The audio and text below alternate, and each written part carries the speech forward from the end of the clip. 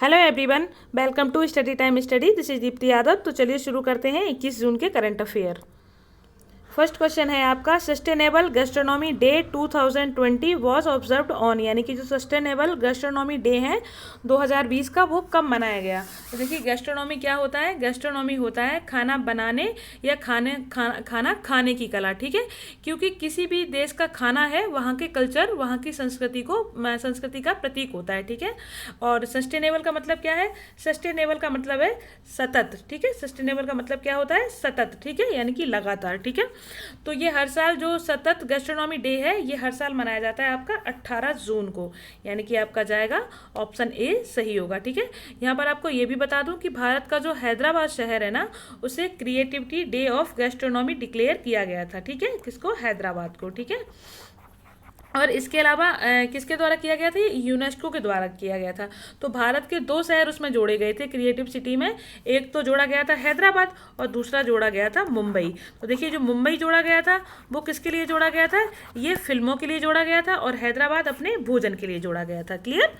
चलिए, Satyendra Jain who has been tested positive for कोविड-19 is the health minister of which state of UT, यानी कि जो सत्येंद्र जैन है ये कोरोना पॉजिटिव निकले हैं, तो ये किस राज्य के किस केंद्र शासित प्रदेश के स्वास्थ्य मंत्री हैं? तो देखिए ये हैं आपके दिल्ली के स्वास्थ्य मंत्री हैं ये सत्येंद्र जैन, ठीक है। तो ये निकले हैं आपके कोरोना पॉजिटिव, ठीक है। और आपको एक चीज़ आप बताइए कमेंट सेक्शन में कि जो अभी दिल्ली में विधानसभा चुनाव हुए थे तो उसमें आम आदमी पार्टी को कितनी सीटें मिली थी, क्योंकि ये जो सत्येंद्र जैन है ये आम आदमी पार्टी के ही हैं, ठीक है। तो यहाँ पे कितनी सीटें मिली थी आम आदमी पार्टी को, ये आपको बताना है। The first patient to be successfully cured of COVID-19 infection through plasma therapy was discharged recently in which state, यानी कि जो प्लाज्मा थेरेपी है उसके ज़रिए कोविड-19 का संक्रमण का एक व्यक्ति है जो ठीक हो गया है, एक पेशेंट है जो ठीक हो गया है, तो उसको छुट्टी मिल गई है, तो वो किस राज्य से, किस स्टेट से बिलोंग करता है? देखिए वो करता है आपका कर्नाटक से, ठीक है। कर्नाटक से करता है। और कर्नाटक में ये किस जगह पे था? ये था Karnataka institute of medical science, ठीक है। यहाँ पे ये जो व्यक्ति है ये एडमिट था, ठीक है। और ये जो Karnataka institute of medical science है ये कहाँ है? ये है आपका हुबली में, ठीक है। ये आपका हुबली में पड़ता है, ठीक है। और हुबली अभी न्यूज़ में क्यों था? देखिए हुबली अभी इसलिए न्यूज़ में था क्योंकि यहाँ पे एक तो दुनिया का सबसे बड़ा रेलवे प्लेटफॉर्म बन रहा है, ठीक है। रेलवे प्लेटफॉर्म बन रहा है कहाँ? हुबली में। और दूसरी चीज़, हुबली का जो एयरपोर्ट है इसको बेस्ट उड़ान एयरपोर्ट घोषित किया गया था, डिक्लेयर किया गया था, बेस्ट उड़ान एयरपोर्ट, ठीक है। किसके तहत ये किया गया था? उड़े देश का आम नागरिक योजना के तहत। क्लियर? चलिए, which two Indian firms have been figured in a new list of tech pioneers released by the World Economic Forum, यानी कि वर्ल्ड इकोनॉमिक फोरम ने अभी एक लिस्ट निकाली है 100 टेक्नोलॉजी कंपनियों की। उसमें भारत की दो कंपनियां कौन सी हैं जो शामिल हैं? तो देखिए यहाँ पे आपकी भारत की दो कंपनियां कौन कौन सी शामिल हैं? तो ये है, एक तो जेस्ट मनी और दूसरी है स्टे लैब्स, ठीक है। और एक बात और यहाँ पे याद रखिए, जो वर्ल्ड इकोनॉमिक फोरम है इसके प्रेसिडेंट कौन है? इसके प्रेसिडेंट है क्लॉस श्वाब, ठीक है। और इसका हेडक्वार्टर कहाँ है? इसका हेडक्वार्टर है कॉलोनी जेनेवा में, ठीक है। कॉलोनी जेनेवा में। जेनेवा कहाँ है? जेनेवा स्विट्जरलैंड में है, ठीक है। स्विट्जरलैंड में है, ठीक है। और देखिए इसके अलावा एक चीज़ और भी याद रखिए, जो वर्ल्ड इकोनॉमिक फोरम है ये वर्ल्ड जेंडर गैप भी पब्लिश करता है, ठीक है। इसको ग्लोबल जेंडर गैप भी बोलते हैं, ठीक है। इसको ये पब्लिश करता है। और travel and tourism competitiveness report भी पब्लिश करता है, ठीक है। और इसके अलावा ग्लोबल कॉम्पिटिटिवनेस रिपोर्ट भी पब्लिश करता है। कौन? World economic forum. क्लियर? चलिए, Prime Minister Narendra Modi has launched the auction of how many coal blocks for commercial mining through video conference, यानी कि नरेंद्र मोदी ने वीडियो कॉन्फ्रेंसिंग के माध्यम से कितने कोयला ब्लॉकों की नीलामी शुरू की है, ठीक है। तो इन्होंने देखी की है जो कोल ब्लॉक हैं कितने ऑक्शन किए जाएंगे, तो ये किए, इनकी संख्या है आपकी 41, यानी कि ऑप्शन जाएगा आपका सी। और हमारे कोयला और संसदीय मामलों के मंत्री कौन है? इनका नाम है प्रहलाद जोशी, प्रहलाद जोशी। इनकी कॉन्स्टिट्यूएंसी कहाँ है? तो इनकी कॉन्स्टिट्यूएंसी है धारवाड़। धारवाड़ कहाँ है?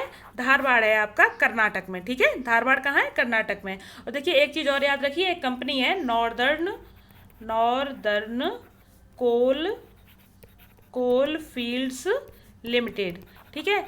ये कंपनी है, इन्होंने अपना एक रिसर्च एंड डेवलपमेंट सेंटर बनाया है, जिसका नाम क्या रखा है इन्होंने?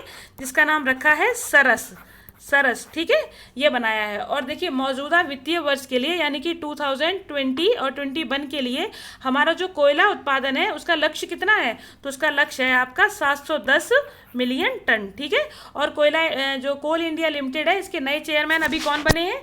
ये बने हैं आपके प्रमोद अग्रवाल। क्लियर। चलिए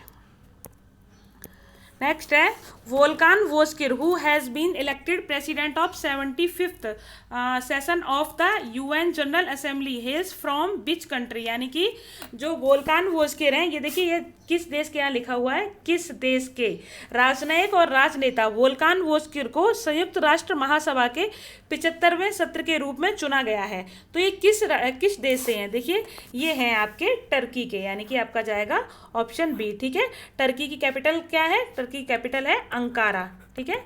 टर्की कैपिटल है अंकारा और उसकी मुद्रा क्या है? करेंसी क्या है? इसकी मुद्रा है लीरा, ठीक है। और यहाँ के राष्ट्रपति कौन है? यहाँ के राष्ट्रपति हैं रेशेप RECEP रेशेप तैयब TAIIP और एर्डोगन ERDAGON, ठीक है, GAN एर्डोगन, ठीक है। और चलिए नेक्स्ट है justice DK Jain tenure has been extended for how many years has BCCI's officer and ombudsman. यानी कि जो जस्टिस DK जैन हैं, इनका कार्यकाल BCCI के एथिक्स ऑफिसर और लोकपाल के रूप में कितने वर्षों के लिए बढ़ाया गया है। लेकिन मतलब अभी एक चीज़ समझिए कि जो BCCI के लोकपाल हैं, ओम्बड्समैन हैं, अभी कौन है? तो यही है कौन? DK जैन। तो इनका जो कार्यकाल है वो एक्सटेंड कर दिया गया है। तो कितना एक्सटेंड कर दिया गया है? 1 साल के लिए, ठीक है, 1 ईयर, ठीक है। यहाँ पे आपका जाएगा ऑप्शन ए, यानी कि 1 साल के लिए इनका टेन्योर है जो वो एक्सटेंड कर दिया गया है। और BCCI के प्रेसिडेंट कौन है? तो BCCI के प्रेसिडेंट हैं सौरभ गांगुली, ठीक है, सौरभ गांगुली, ये BCCI के प्रेसिडेंट हैं। Clear. Which country will host the 4th Asian youth para games in December 2021। यानी कि कौन सा देश है अगले साल 1 से 10 दिसंबर के बीच 4थे एशियाई युवा पैरा खेलों की मेज़बानी करेगा? तो ये यानी कि कब होंगे? ये होंगे आपके 2021 में। क्लियर। तो ये कौन करेगा? ये करेगा आपका बहरीन, ठीक है। बहरीन की कैपिटल क्या है? इसकी कैपिटल है मनामा, ओके। और देखिए अगर मैं यहाँ से आपके लिए ये पैरा शब्द हटा दूँ, ये जो पैरा शब्द है यहाँ से मैं इसको हटा दूँ, तब मैं पूछूं कि 4थे एशियाई युवा खेल है ये कहाँ होंगे, तो आपका आंसर होगा चीन। चीन के कहाँ पे? चीन के शंटो नामक शहर में। शंटो को ऐसे लिखते हैं SHANTOU। चीन के शंटो नामक शहर में होंगे। और अगर यूथ खेल की बात करूं तो जो राष्ट्रमंडल यूथ खेल हैं, जिन्हें कॉमनवेल्थ यूथ गेम बोलते हैं, तो ये कहाँ होंगे? ये होंगे आपके पोर्ट ऑफ स्पेन में। पोर्ट ऑफ, एक सेकेंड, सॉरी, यहाँ पे बहरीन इसका आंसर था। हाँ, कहाँ होंगे? पोर्ट ऑफ स्पेन में, ठीक है। और ये पोर्ट ऑफ स्पेन है कहाँ है? ये है आपकी त्रिनिदाद एवं टोबैगो की राजधानी है। ये त्रिनिदाद एंड टोबैगो इसकी ये राजधानी है, ठीक है, पोर्ट ऑफ स्पेन। तो यहीं पे होंगे आपके जो कॉमनवेल्थ गेम्स हैं, ठीक है। इसके अलावा जो ओलंपिक है, ओलंपिक यूथ खेल हैं, ये कहाँ होंगे? तो अब आप पूछोगे कि कौन से ओलंपिक यूथ खेल, समर या विंटर वाले? तो देखिए दोनों बता देती हूँ। जो समर वाले ओलंपिक हैं ये होंगे आपके 2022 में, ठीक है। कहाँ होंगे? ये होंगे आपके सेनेगल की राजधानी डकार में, ठीक है। सेनेगल की राजधानी डकार में होंगे। और अगर बात करें विंटर यूथ ओलंपिक की, तो जो विंटर यूथ ओलंपिक है ये आपके होंगे 2024 में, ठीक है, 2024 में होंगे। ये कहाँ होंगे? ये दक्षिण कोरिया के शहर गैंगवॉन में, GANGWON दक्षिण कोरिया के शहर गैंगवॉन में होंगे, ठीक है। और देखिए एक चीज़ और क्लियर कर दूं, जो कॉमनवेल्थ यूथ गेम है जो ये पोर्ट ऑफ स्पेन में जो होंगे, ये वैसे तो 2021 में होने वाले थे, जो ये वाले मैं बता रही थी ना, ये वैसे तो 2021 में होने वाले थे, लेकिन अब ये 2023 में होंगे, अभी ये फिलहाल पोस्टपोन कर दिए गए हैं, ठीक है। चलिए नेक्स्ट है, who will host the produce the 2020 Emmy awards, यानी कि जो 2020 के एमी अवार्ड्स की मेज़बानी और इसका निर्माण कौन करेगा। देखिए दो तरीके का अवार्ड होते हैं, एक तो एमी होता है, ठीक है, एक तो होते हैं एमी और दूसरे होते हैं ग्रैमी, तो इनमें कंफ्यूज मत होइएगा एमी और ग्रैमी में। तो ये जो ग्रैमी अवार्ड है ये क्यों दिए जाते हैं, ये संगीत के लिए यानी म्यूजिक के लिए दिए जाते हैं, ठीक है। और जो एमी अवार्ड्स हैं ये टेलीविज़न के लिए दिए जाते हैं, टेलीविज़न में जो सीरियल आते हैं, जो धारावाहिक आते हैं, उनमें जो अच्छा परफॉर्म करता है उनको ये अवार्ड दिए जाते हैं, ठीक है। तो इसकी मेजबानी अब की बार करेंगे जिमी किम्मेल, जिमी किम्मेल, यानी कि आपका जाएगा ऑप्शन सी। नेक्स्ट है, which state government has promulgated on an ordinance on deferment of payments to employees pensioners, मतलब कौन सा राज्य है जो एक अध्यादेश इसने जारी किया है जिसमें आपदा और सार्वजनिक स्वास्थ्य की आपातकालीन स्थिति के तहत किसी भी व्यक्ति पेंशन भोगियों को भुगतान स्थगित किया जा सकता है। मतलब इन्होंने इस राज्य ने सोचा है कि अभी जो कोरोना की वजह से थोड़ा सा टैक्स कलेक्शन है वो वैसे ही कम हो गया है, तो अब ये अपनी पेंशन और सैलरी वगैरह को स्थगित कर सकता है। तो ये राज्य है आपका तेलंगाना, ठीक है, तेलंगाना राज्य है, यानी कि आपका ऑप्शन जाएगा डी सही, ठीक है। और तेलंगाना में 2 टाइगर रिजर्व भी हैं, कौन कौन से, एक तो है कंवल और दूसरा है अमराबाद, अमरावाद, ठीक है। यहाँ पे 2 टाइगर रिजर्व हैं। इसके अलावा यहाँ पे 3 नेशनल पार्क भी हैं, कौन कौन से, एक तो काशू ब्रह्मानंद रेड्डी नेशनल पार्क और दूसरा है महावीर हरिना वनस्थली, ठीक है। और तीसरा है मुर्गावनी, मुर्गावनी नेशनल पार्क, क्लियर। यहाँ पे 3 नेशनल पार्क हैं और 2 टाइगर रिजर्व हैं, कंवल और अमराबाद, और काशू ब्रह्मानंद रेड्डी और महावीर हरिना वनस्थली और मुर्गावनी, ये 3 नेशनल पार्क हैं, क्लियर।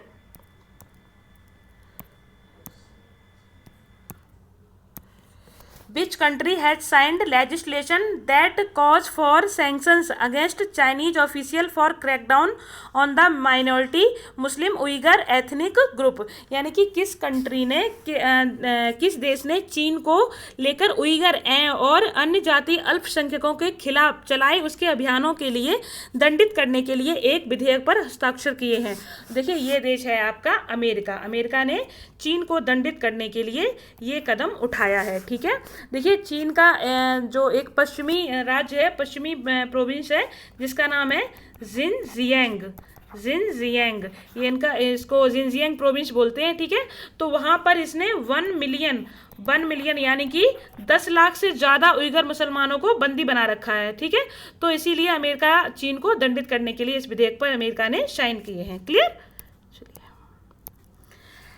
ये है I am Vijayan, who has been recommended for India's 4th highest civilian award Padma Shri is associated with which sport, यानी कि जो आई एम विजयन है इनके नाम की सिफारिश देश के 4थे सर्वोच्च नागरिक सम्मान पद्मश्री के लिए की गई है, वह किस खेल से संबंधित हैं। तो देखिए ये हैं भारत के सबसे महानतम खिलाड़ियों में से एक, इनका ये है फुटबॉल से संबंधित, ठीक है, ये फुटबॉल खेलते हैं, ठीक है।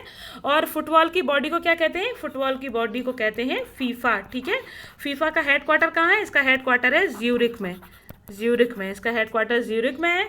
और फीफा के प्रेसिडेंट कौन है, इसके प्रेसिडेंट हैं जियानी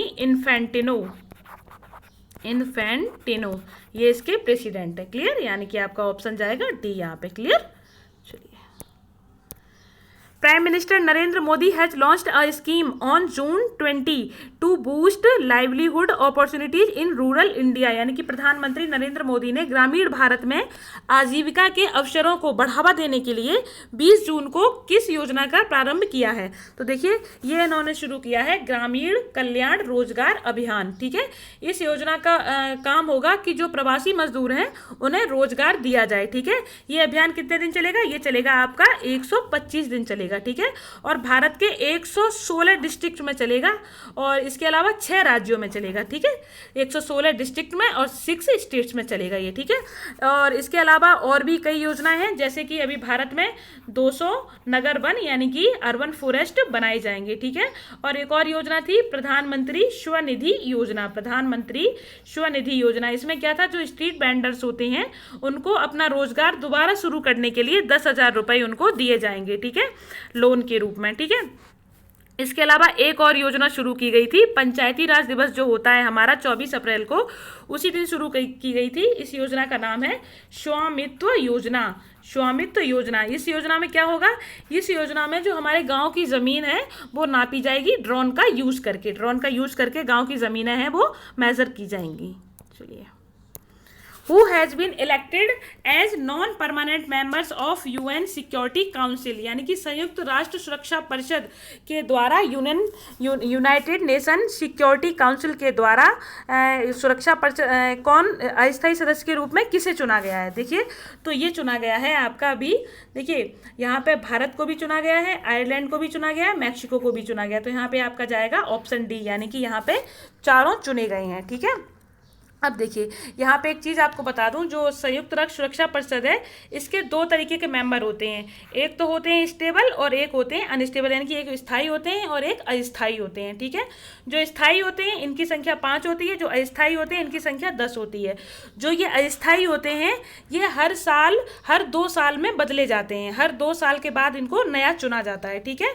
और जो स्थायी 5 होते हैं ये कौन कौन से हैं, ये एक तो आपका रूस है, दूसरा ब्रिटेन है, तीसरा चाइना है, चौथा अफ्रीका है और 5वां फ्रांस है। ये तो आपके हो गए परमानेंट। और जो ये जो है नॉन परमानेंट, ये हर 2 साल पे चुने जाते हैं, ठीक है।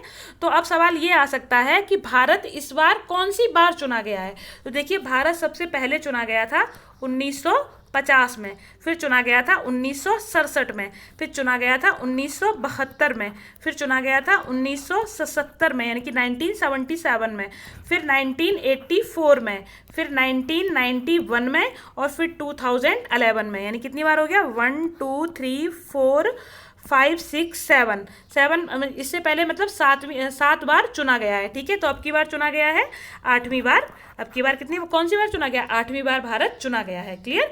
तो ये काफ़ी इंपॉर्टेंट है, इसको याद रखिएगा आप लोग, ओके। चलिए, इंडिया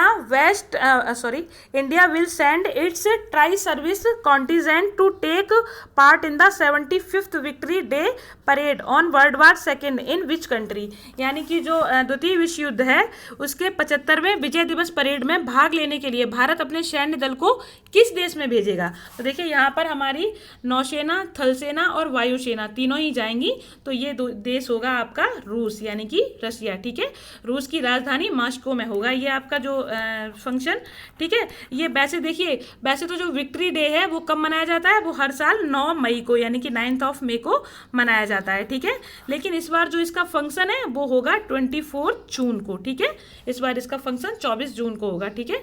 तो आंसर है आपका रूस। और रूस के प्रधानमंत्री कौन है, तो रूस के प्रधानमंत्री हैं मिखाइल मिशुटिन, MISHUTIN, मिखाइल मिशुटिन। और यहाँ के राष्ट्रपति कौन है, यहाँ के राष्ट्रपति हैं व्लादिमीर पुतिन, ठीक है। यहाँ की मुद्रा क्या है, मुद्रा है यहाँ की रूबल, ठीक है। यहाँ की मुद्रा रूबल है। और देखिए, रूस में एक झील भी है जिसको बोलते हैं बैकल झील, BAIKAL, बैकल झील है। और इसके अलावा रूस में एक पर्वत भी है जिसको बोलते हैं यूराल पर्वत, ठीक है। और यूरोप की एक सबसे ऊंची चोटी है जिसका नाम है माउंट एल्ब्रुस, ये रूस की सबसे ऊंची चोटी है, ठीक है। चलिए, जैसे कि अमेरिका की है ना, अगर एशिया को छोड़ दिया जाए तो अमेरिका में सबसे ऊंची चोटी कौन सी है, माउंट एकाकांगुआ, ठीक है। तो इसी तरीके से यहाँ रूस की है Elbrus, mount Elbrus, clear. Next है Maruti Suzuki, can market leader Maruti Suzuki has partnered with which bank to offer simple and flexible financing scheme for new customers, यानी कि मारुति सुजुकी ने नए ग्राहकों को आसान और फ्लेक्सिबल फाइनेंसिंग स्कीम मुहैया कराने के लिए किस बैंक के साथ साझेदारी की है, किस बैंक के साथ पार्टनरशिप की है? तो यहाँ पे आपका राइट ऑप्शन होगा ऑप्शन डी, करूर विश्व बैंक। करूर वैश्य बैंक।